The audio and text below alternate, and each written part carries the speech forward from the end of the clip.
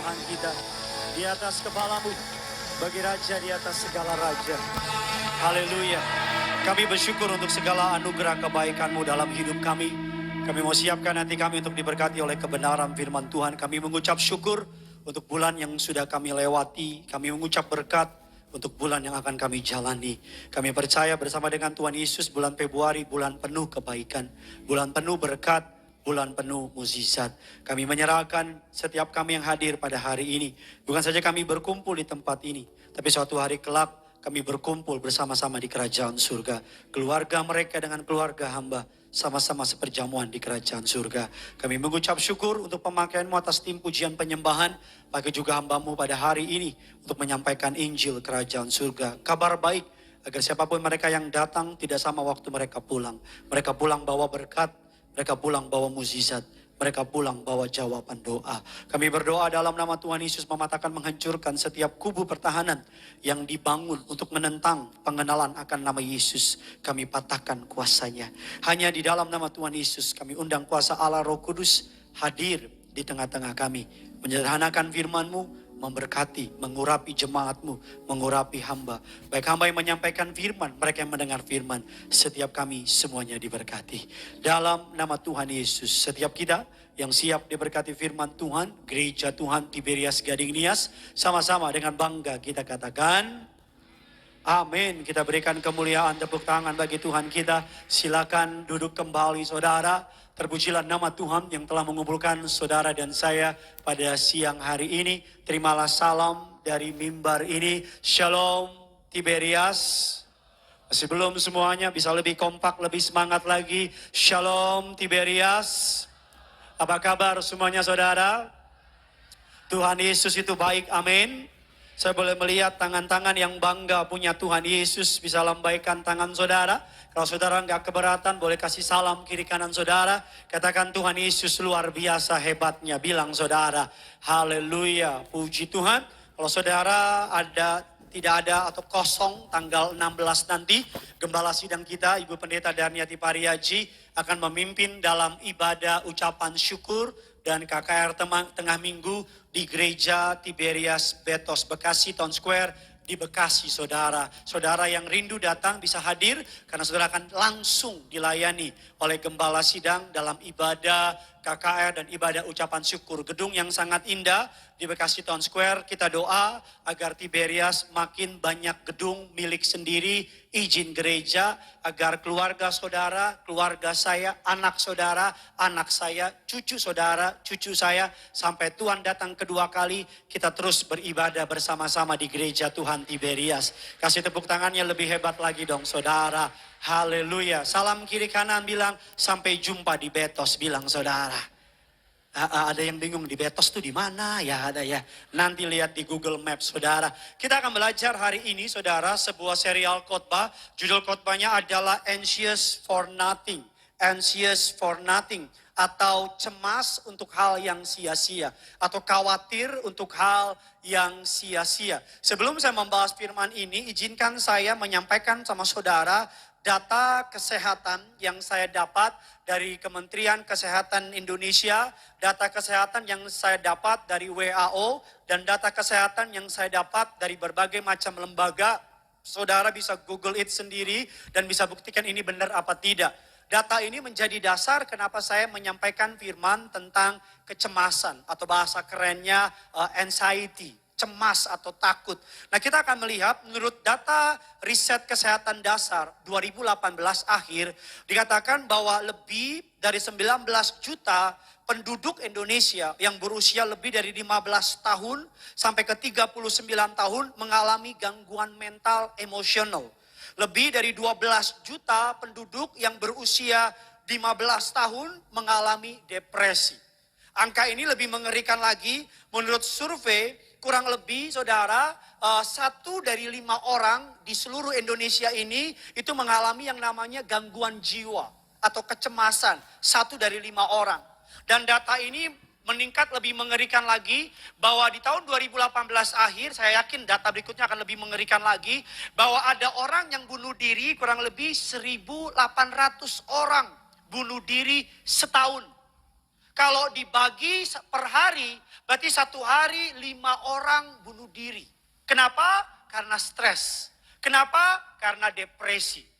Dan Dinas Kesehatan 2018 mengeluarkan data yang menarik bahwa psikiater yang menangani orang yang stres di Indonesia yang tercatat secara resmi itu hanya kurang lebih 1053 orang. Jadi kalau dibandingkan dengan jumlah penduduk Indonesia, satu psikiater akan melayani 250.000 orang. Satu psikiater. Jadi anak-anak muda yang SMP, SMA yang bingung mau kerja apa, cita-cita apa, jadi psikiater contoh yang baik. Karena bayangin satu psikiater 250.000 pasien. Saudara, itu jadi caleg lolos ke Senayan. Betul apa enggak saudara?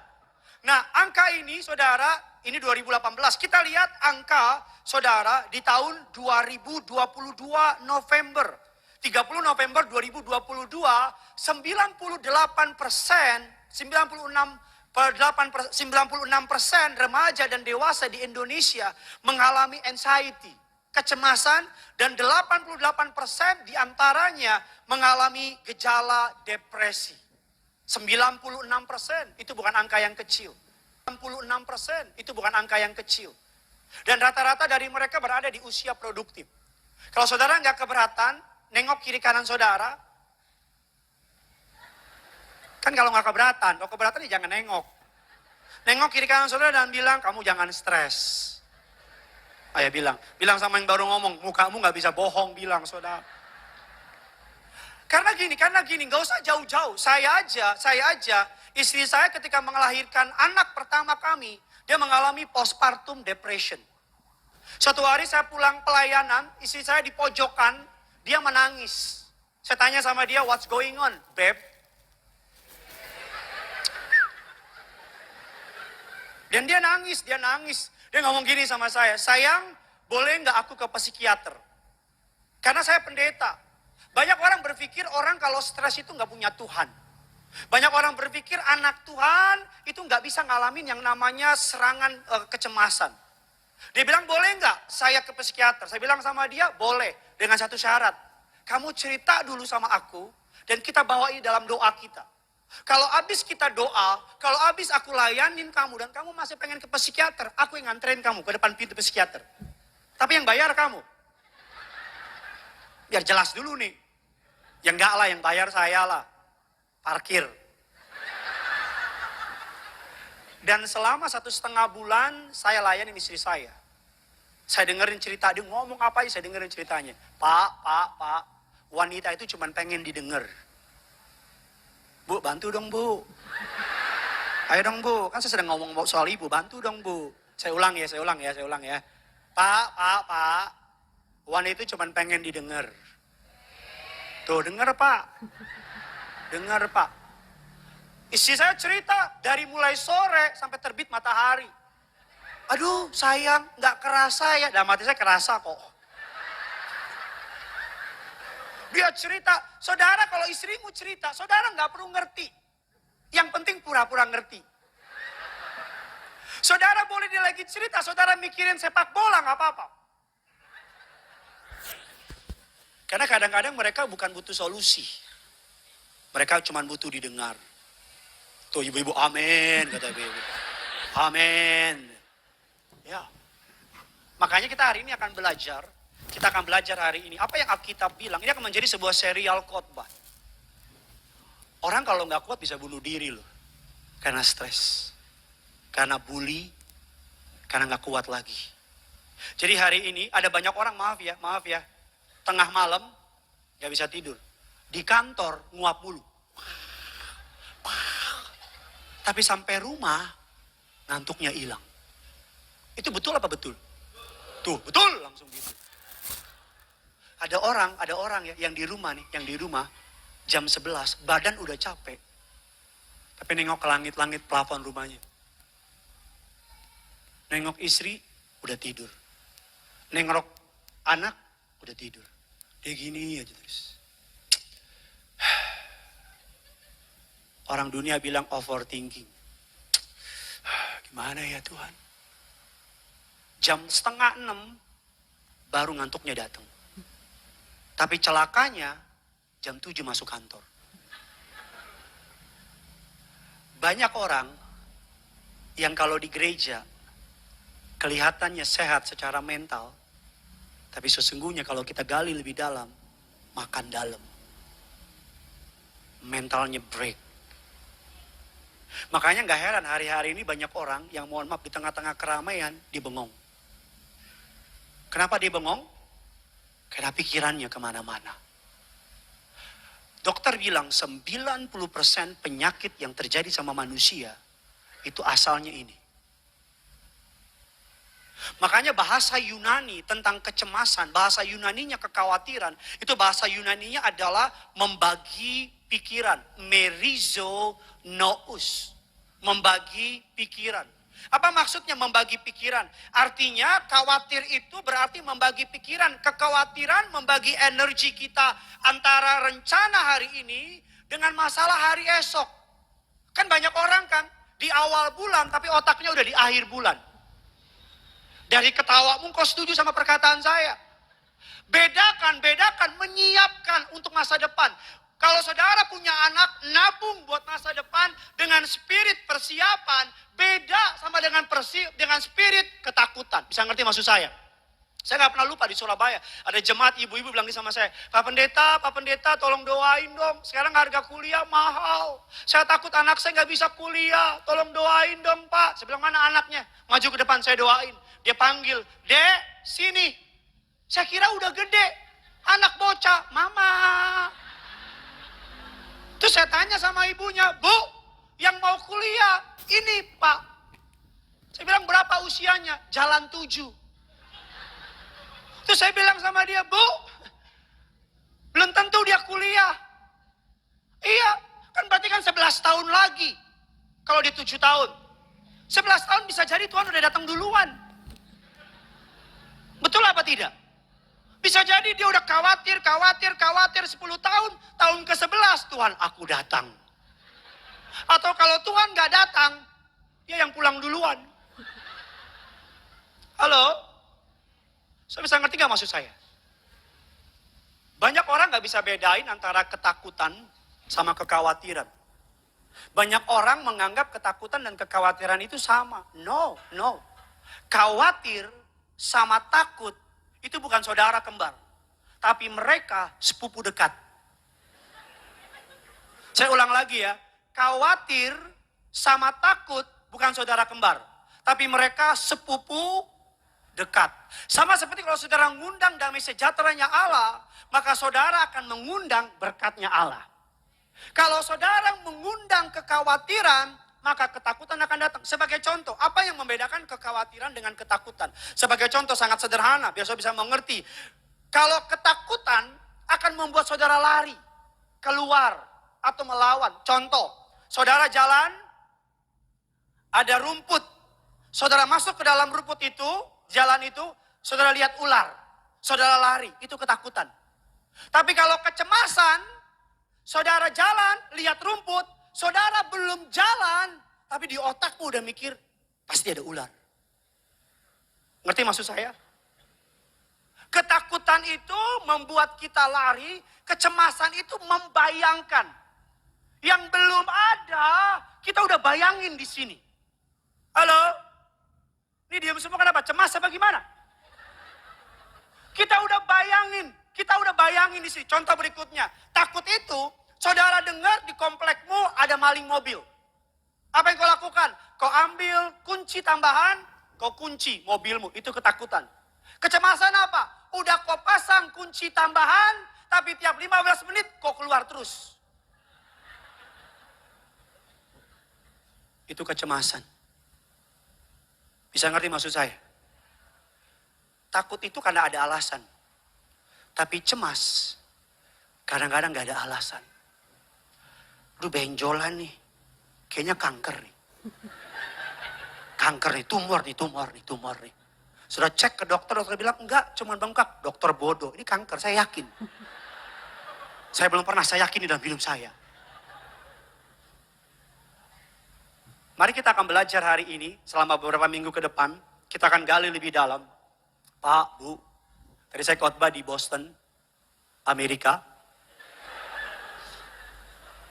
Selesai saya khotbah, ada ibu-ibu datang sama saya. Pak, dokter bilang saya sakit mental. Apa yang saya lakukan? Saya bilang, Bu, saya mau buru-buru ke BCP. Sebentar Pak, dia sampai masuk ke mobil saya. Oke, mau ikut saya ke BCP bagaimana? Saya bilang gini. Mau jadi tim saya aja nggak Bu? Stres, khawatir. Bukan berarti saudara cinta Tuhan. Saudara bebas dari stres, bebas dari khawatir, bebas dari kecemasan. Tapi kalau saudara benar-benar dekat sama Tuhan, nempel sama Tuhan, maka saudara bisa cemas, saudara bisa khawatir, tapi nggak selamanya. Karena Tuhan menopang orang-orang yang berharap kepadanya. Mari kita belajar. Saya beri judul bagian ini adalah calm. Karena orang kalau cemas itu pasti chaos. Tahu chaos kan? Kita makan bakso, kurang pedas kita ambil chaos. Jangan emosi dong.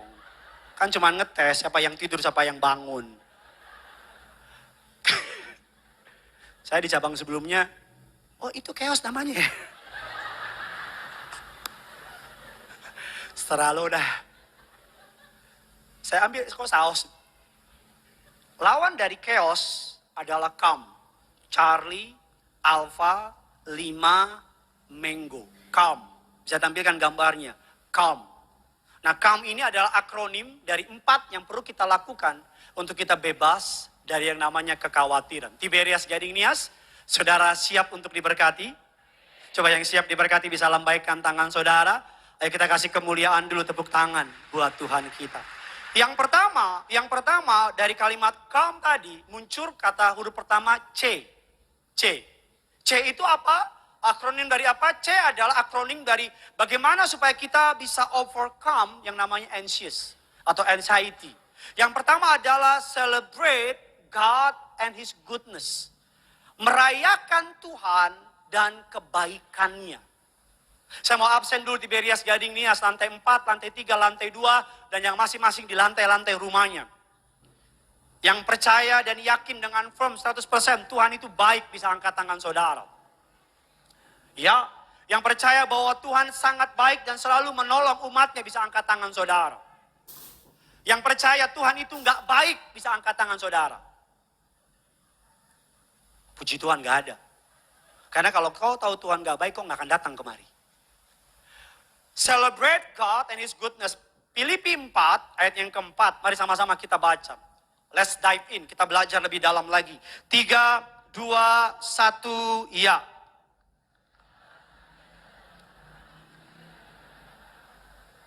Yuk sekali lagi, bersukacitalah. Sekali lagi ku katakan apa? Bersuka. Mungkin saudara membaca ayat ini letterlek biasa aja. Tapi kalau saudara membaca latar belakang dari ayat ini ditulis, saudara akan mengerti betapa ayat ini muncul dari perasaan air mata Rasul Paulus. Ayat ini nggak ditulis ketika Rasul Paulus sedang liburan, no. Ayat ini nggak ditulis ketika Rasul Paulus dalam keadaan baik, no. Tapi ayat ini ditulis ketika Rasul Paulus sedang di penjara. Dia sedang di penjara, handcuff, tangannya diborgol, saudara. Dan dia menanti hukuman mati, dipancung oleh kaisar. Dalam keadaan seperti itu, kenapa Rasul Paulus bisa memilih untuk bersukacita? Dalam keadaan seperti itu, kenapa Rasul Paulus tetap gak kehilangan sukacitanya? Kenapa apa yang membuat Rasul Paulus tetap bersukacita? Sekalipun gak ada alasan buat sukacita. Kadang-kadang kita jangankan hukuman mati. Baru mobil disalip dikit aja sama orang, udah hilang damai sejahtera. Betul apa enggak? Jangankan hukuman mati. Baru diomongin orang aja, udah hilang damai sejahtera. Saya pernah pergi ke Roma, Bible study dari gereja Tiberias. Saya dibawa tempat di mana Rasul Paulus dipenjara. Penjara yang memenjarakan Rasul Paulus di Roma, kurang lebih sebesar seperti ini. Kurang lebih. Tingginya paling 1,5 meter. Bagi orang Timur Tengah yang tinggi 1,8, 1,9, kalau orang Indonesia pasti aman di situ. Karena kan semampai. Semeter tak sampai. Saya tinggi 173. Nggak nanya, informasi buat saudara. Dan di bawahnya itu air. Air. Jadi Rasul Paulus harus menunduk begini. Dengan setengah dari lututnya penuh dengan air. Tapi can you imagine? Dia bisa menulis di dalam keadaan yang menunggu kematian. Bersukacitalah senantiasa di dalam Tuhan. Sekali lagi kukatakan, bersukacitalah. Kenapa Rasul Paulus bisa tetap nggak jatuh ke dalam yang namanya kekhawatiran? Karena Rasul Paulus tahu, tidak ada satupun dalam hidup ini yang terjadi sama hidup orang percaya tanpa campur tangan dari Tuhan. Alkitab bilang satu helai rambutmu saja jatuh. Kalau Tuhan gak izinkan, gak mungkin terjadi. Yang setuju bilang amin. Rasul Paulus, bagi musuhnya Rasul Paulus ketika dia di penjara, mungkin mereka pikir si Paulus udah selesai, lewat si Paulus. Tapi yang mereka gak tahu, justru di penjara hampir setengah dari Alkitab yang ditulis oleh Rasul Paulus keluar dari penjara. Makanya saya mau bilang, kalau kau izinkan Tuhan bekerja di masa sukar, maka masa sukar itu akan menghasilkan buah yang manis bagi hidup saudara. Dan nama Tuhan akan dipermuliakan. Ada ibu-ibu terbang ke Australia. Di tengah-tengah perjalanan pesawatnya di Australia turbulen. Dari kabin keluar barang semua. Saya ingat waktu saya pelayanan di Manado. Jakarta Manado, itu di atas langit Makassar. Itu turbulen pasti. Koper semua jatuh. Satu pesawat KKR. Teman saya colek saya. Bro, doa dong. Lo kan pendeta. Saya bilang sama dia, gue pendeta di darat. Di udara kita sama, saya bilang.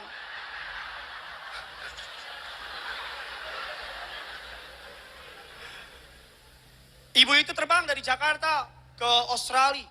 Di tengah pesawat, goyang-goyang begitu pesawatnya. Satu pesawat ketakutan. Tapi ibu-ibu itu tenang. Dia malah duduk manis, makan, sekali-sekali minum. Dia duduk manis lagi, makan, minum lagi. Pesawatnya mendarat di Australia. Let's say Sydney. Mendarat. Sampai di Australia, kapten pilotnya tanya. Kepo kapten pilotnya. Semua orang di pesawat ketakutan. Kenapa ini ibu berani banget? Cuman dua kemungkinannya. Udah gila. Atau memang super berani. Kapten pilotnya tanya. Ibu, satu pesawat semua ketakutan. Cuman ibu yang duduk, makan. Minum. Kenapa ibu gak takut? Jawabannya memberkati saya. Dia bilang, Kapten, saya punya 2 orang anak. Satu kuliah di Australia, satu sudah pulang ke rumah Bapak di surga. Jadi apapun yang terjadi di pesawat ini, saya nggak rugi. Kalau pesawat ini mendarat, saya ketemu anak saya yang pertama di Australia. Kalau pesawat ini nggak mendarat, saya ketemu anak saya yang kedua di Bapak di surga. Amin. Ibu itu mau bilang apapun yang diputuskan, baik buat dia. Makanya Paulus bilang, bagiku hidup adalah Kristus, mati adalah keuntungan. Ayo yang percaya boleh kasih tepuk tangan dulu.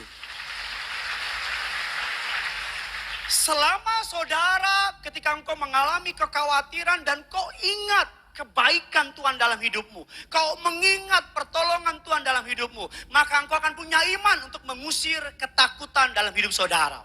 Kalau dulu Tuhan tolong saudara, hari ini dia pasti juga tolong saudara. Kalau dulu Tuhan bela saudara, hari ini dia juga pasti apa?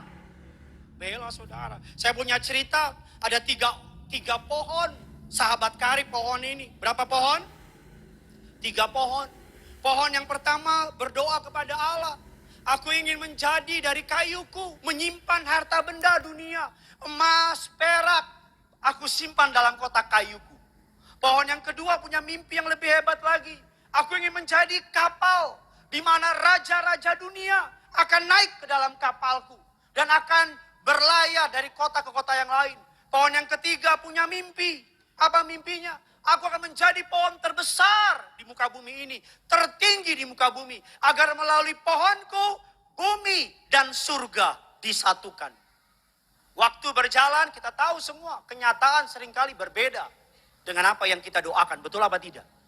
Singkat cerita, pohon pertama ditebang oleh penebang pohon dan dijadikan tempat makan binatang.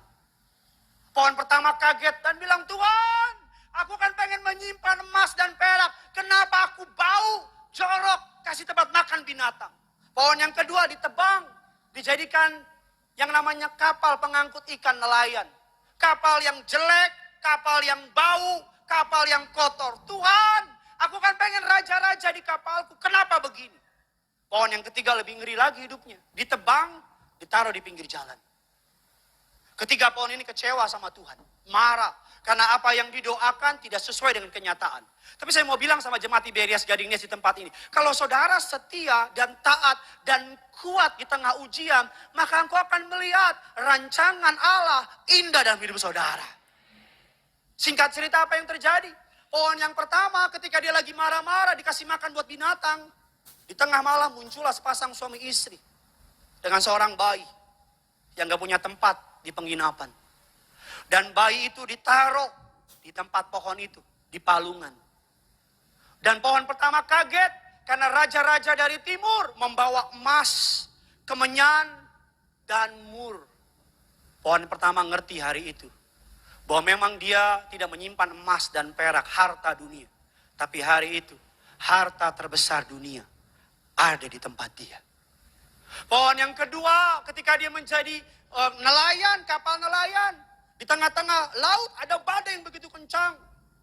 Kapal ini ketakutan karena mulai retak dan sebagainya. Orang di dalamnya mulai ketakutan, kapal mulai tenggelam. Tiba-tiba muncul dari belakang seorang pria yang berkata, tenanglah. Maka badai menjadi tenang.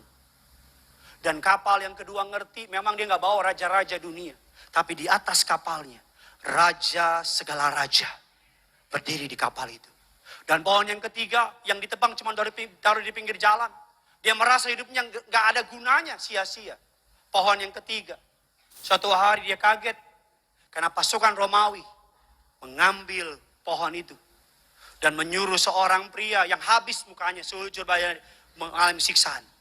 Untuk membawa kayu itu sampai Golgota. Dan ketika di atas kayu salib, orang yang disalib di kayu itu berkata, ya Bapa, ke dalam tanganmu kuserahkan nyawaku. Pohon yang kedua, yang ketiga berpikir, memang aku bukan menjadi pohon yang tertinggi yang bisa menyampai langit. Tapi melalui pohonku, kayuku, seorang pria mati di kayu salib. Agar bumi dan surga bisa diperdamaikan. Apa pesan moral dari cerita pohon ini? Mungkin hari ini hidupmu tidak berjalan sebagaimana yang saudara mau.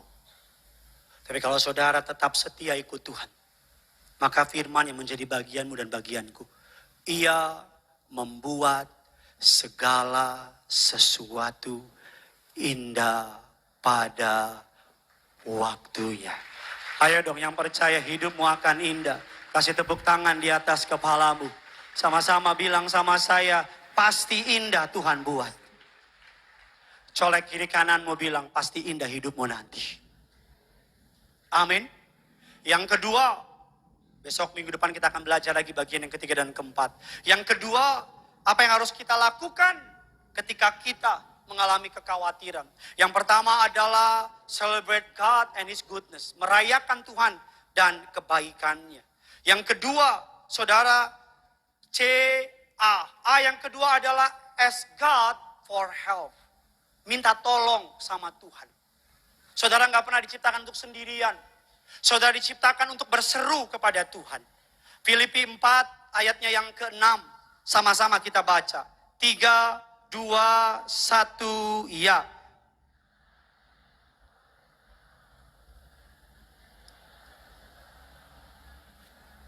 Kepada Allah dan dalam apa saudara? Ayat selanjutnya dalam firman Allah, dalam Mazmur 50 ayat yang ke-15. Berserulah kepadaku pada waktu aku akan apa? Dan engkau akan apa?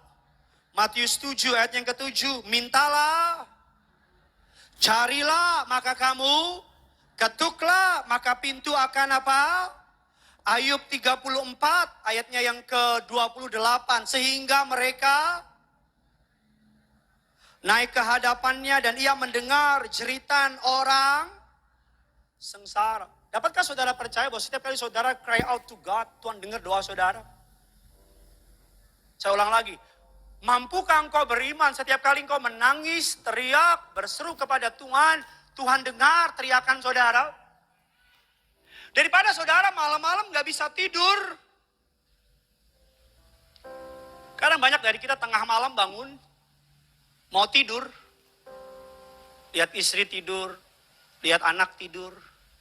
Kita mau tidur, tiba-tiba ingat cicilan rumah.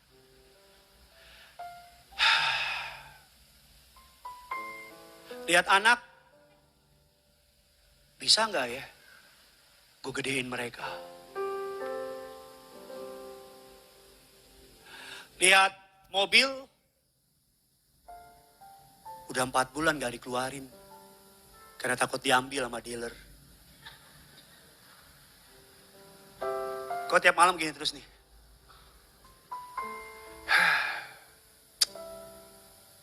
Kan banyak orang sekarang suka gini. Ya.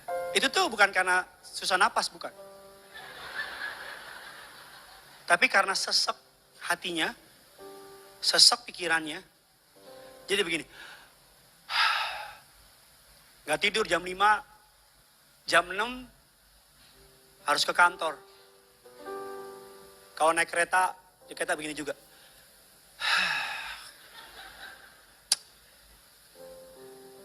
Sampai di kantor, kan kita kan orang paling acting di muka bumi kan manusia. Di kantor gini, kuat. Bisa.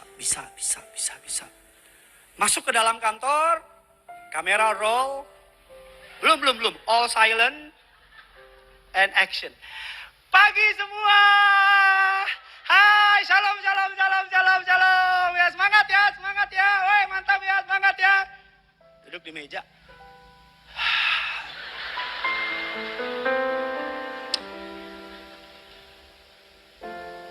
Ya, pulang.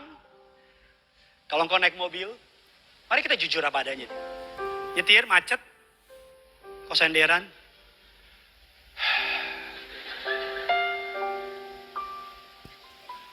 Bos marah-marah di kantor, mau ngelawan gak berani. Karena mau kerja di mana? Ya. Daripada kalau anak muda malam gak bisa tidur, stres, ambil HP. Semua sosial media udah di-scroll. Begini nih, HP di sini. Kadang-kadang tidurnya karena HP jatuh ke muka. Pak, kena geger otak.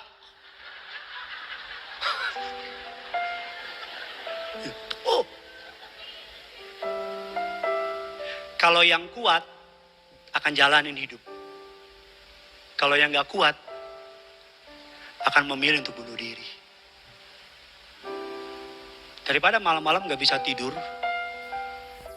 kenapa kok gak doa aja? Kenapa kok gak doa aja? Pak, tapi saya bingung mau doa, mau ngomong apa, Pak? Ada dalam Alkitab, nama doanya prayer I don't know. Doa yang aku gak tahu. Kok bisa kok ngomongin sama Tuhan? Tuhan, ini beneran loh. Aku gak tahu mau ngomong apa. Tapi sakit Tuhan. Aku tahu sih harus ngampunin. Tapi berat banget. Aku tahu sih Tuhan bilang harus kuat. Tapi boleh jujur gak? Aku udah capek Tuhan.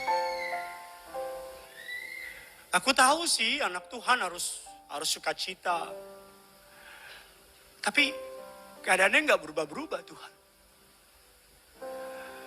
Aku tahu sih Tuhan untuk bekerja dalam segala hal untuk mendatangkan kebaikan bagi mereka yang terpanggil sesuai dengan namanya.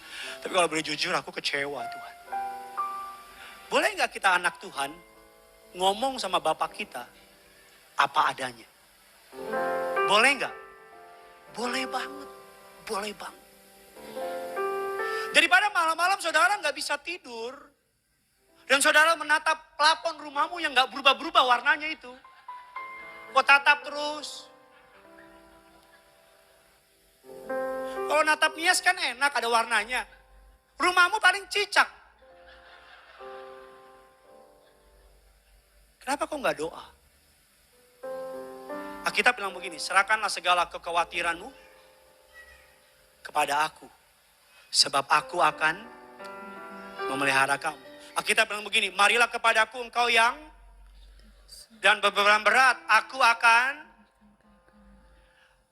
Tuhan perintahkan kalau saudara malam-malam lagi khawatir, kalau engkau malam-malam gak bisa tidur karena overthinking, karena cemas, Tuhan perintahkan begini, serahkanlah kekhawatiranmu kepadaku.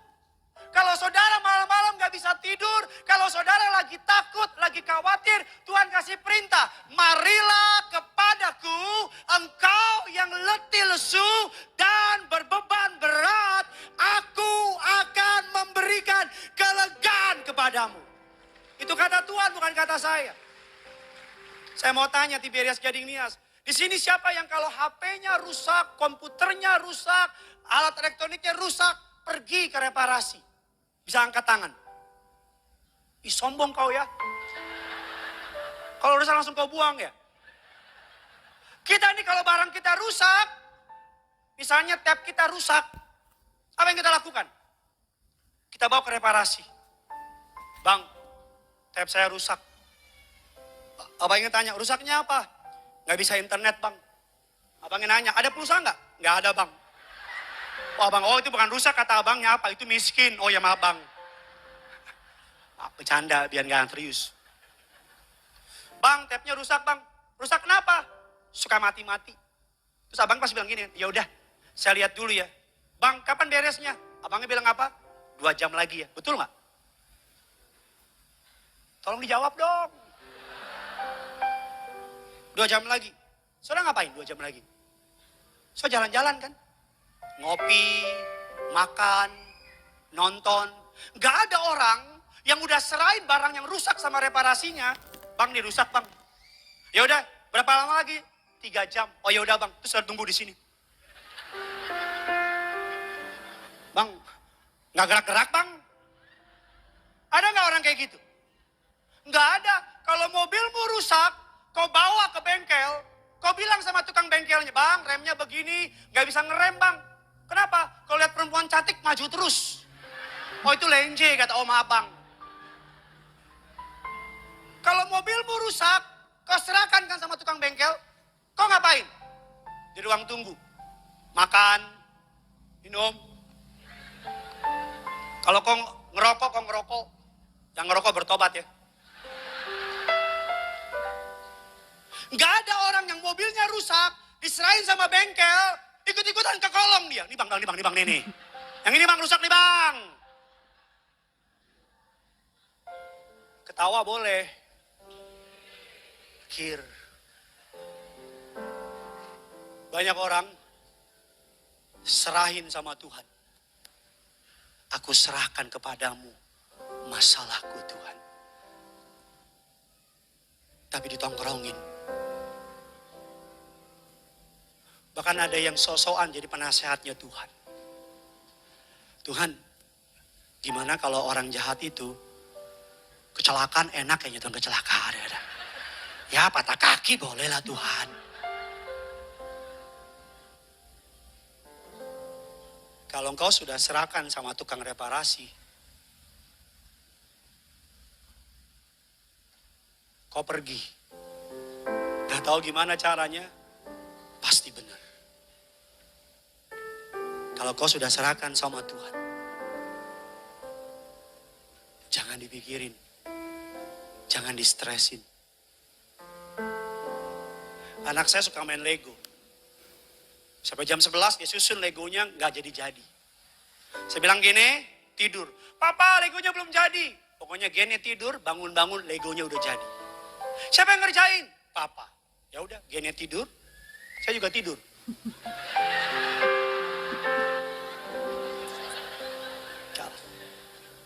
Dia tidur, saya kerjain. Bangun-bangun, dia udah perjamuan, udah doa. Papa mana Lego gini? Nih, wih udah jadi. Gimana kerjanya? Gini gak perlu tahu, yang penting udah jadi. Kalau malam-malam stres, khawatir, gak bisa tidur, doa, serahin sama Tuhan. Habis itu ngapain? Modem maho. Modem maho. Itu bahasa Ibrani kuno itu. Iya, Yesus gitu dia bilang sama muridnya. Bah, modem maho kata Yesus. Tidur. Itu yang ketawa ada juga yang gak ngerti, cuma lucu aja. Apa sih modem? Kalau udah serahin, udah doain, apa saudara? Saudara bangun juga gak bisa ngapa-ngapain. Halo? Kecuali saudara juga tukang reparasi. Maka bangunlah engkau. Minggu depan kita akan belajar lebih dalam lagi.